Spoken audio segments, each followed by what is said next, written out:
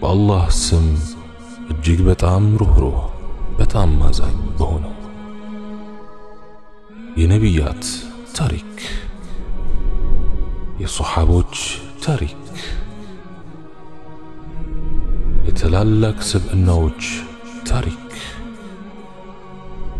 የተለያዩ አስተማሪ ታሪኮች ኢላፍ ቲዩብ ሲራ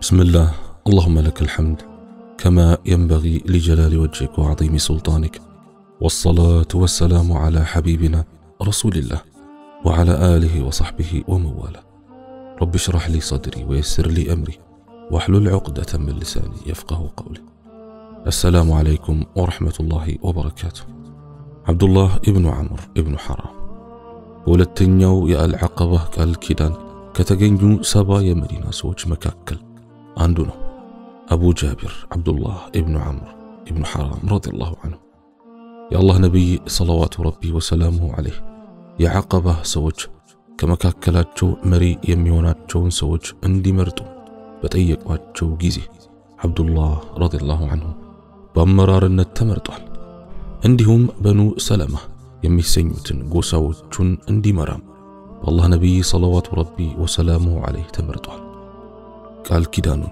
فتمو وداغراتشو مدينة سيملسون عبد الله نفسون ገንዘቡን እና ቤተሰቡን በአላህ መንገድ ላይ በማሰማራት ኢስላምን ከልቡ ተቀሟል። ነብዩ አለይሂ ሰላቱ ወሰላም ወደ መዲና ከተሰደዱ በኋላ ደግሞ አብዱላህ ረዲየላሁ ዐንሁ ቀንና ሌሊት ከርሳቸው የማይለይ ባልደረባቸው ሆነ። በበድር ዕለት የጀግና ውሎ ነበር የዋለው። የኡሁድ ጦርነት ሲቃረብ ግን ሙስሊሞች ገና ወደ አውደ ውጊያው ከመሄዳቸው በፊት ህልም አለመ። በዚያ ጦርነት በህይወት እንደማይመለስ ካየው ፍንትው ያለ ህልም በተገነዘበ ጊዜም በጣም ተደሰተ። ልጁን ጃቢር ኢብኑ አብዱላህን ረዲየላሁ ዐንሁ ጠርቶም እንዲህ አለው፣ በዚህ ጦርነት እንደምገደል ይሰማኛል። ምናልባትም ከሙስሊም ሰማዕታት የመጀመሪያው ለሆን እችላለሁ። በአላህ እምላለሁ። ከአላህ መልእክተኛ አለይሂ ሰላቱ ወሰላም በመቀጠል ካንተ የበለጠ የምወደው ሰው የለኝም። እዳይን ክፈልልኝ፣ እንዲሁም እህቶችህንም ላንተ ባደራ ትቻቸዋለሁ። በቀጣዩ ማለዳ ሰላማዊ የሆነችውን ከተማቸውን ለመውረር የመጡትን ከሃዲያን ለመፋለም ሙስሊሞች ወደ ኡሁድ አቀኑ። እዚያ እንደደረሱም ከባድ ፍልሚያ ተደርጎ መጀመሪያ አካባቢ ሙስሊሞች አሸነፉ። ዘግየት ብሎ ግን ቀስት ወርዋሪዎች በፈጸሙት ስህተት ምክንያት የከሃዲያኑ ብርቱ ዱላ አረፈባቸው። በዚህ ጦርነት በህልሙ እንዳየው አብዱላህ ኢብኑ ሐራም ረዲየላሁ ዐንሁ ሰማዕትነትን ተቀዳጀ። ውጊያው እንደተገባደደም ጃቢር ረዲየላሁ ዐንሁ ከሌሎች ሙስሊሞች ጋር በመሆን የወደቁትን ጓደኞቻቸውን ሲያፈላልግ አባቱን ተሰውቶና ከሌሎች ወንድሞቹ ጎን ወድቆ ተመለከተው። ጃቢር ረዲየላሁ ዐንሁና ሌሎች ዘመዶቹ በአብዱላህ ሞት ምክንያት ሲያለቅሱ የአላህ ነብይ አለይሂ ሰላቱ ወሰላም በእነርሱ አጠገብ እያለፉ ነበር።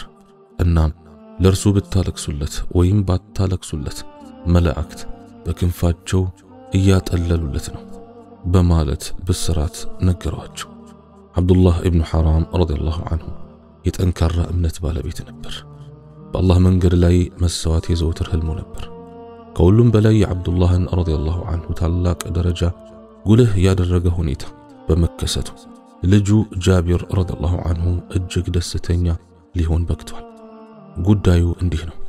አንድ ዕለት የአላህ መልእክተኛ አለይሂ ሰላቱ ወሰላም ጃቢርን ረዲየላሁ ዐንሁ እንዲህ አሉት፣ ጃቢር ሆይ አላህ ማንንም ቢሆን ከግርዶ ጀርባ ቢሆን እንጂ አናግሮ አያውቅም ያንተ አባት ሲቀር። እርሱን ግን እንዲህ አለው፣ ባሪያዬ ሆይ እሰጥህ ዘንድ የምትሻውን ጠይቀኝ። አብዱላህ በዚህ ጊዜ አላህ ሆይ ወደ ምድር እንድትመልሰኝና በአንተ መንገድ ደግሜ ለመሞት ነው የምሻው አለ። አላህ አንድ ጊዜ የሰው ልጅ ከሞተ በኋላ ወደ ምድረ ዓለም መመለስ የለውም አለው። አብዱላህ ይህን ጊዜ አላህ ሆይ እንደዚያ ከሆነ በእኛ ላይ የዋልከውን ጸጋህን ከኛ ወደ ኋላ ለቆዩት ዘመዶቻችን ግለጽላቸው በማለት ጠየቀ። በዚህን ጊዜ ልቅና የተገባው አላህ ሱብሓነሁ ወተዓላ ቀጣዮቹን አናቅጽ አወረደ። أعوذ بالله من الشيطان الرجيم ولا تحسبن الذين قتلوا في سبيل الله أمواتا بل أحياء عند ربهم يرزقون فرحين بما آتاهم الله من فضله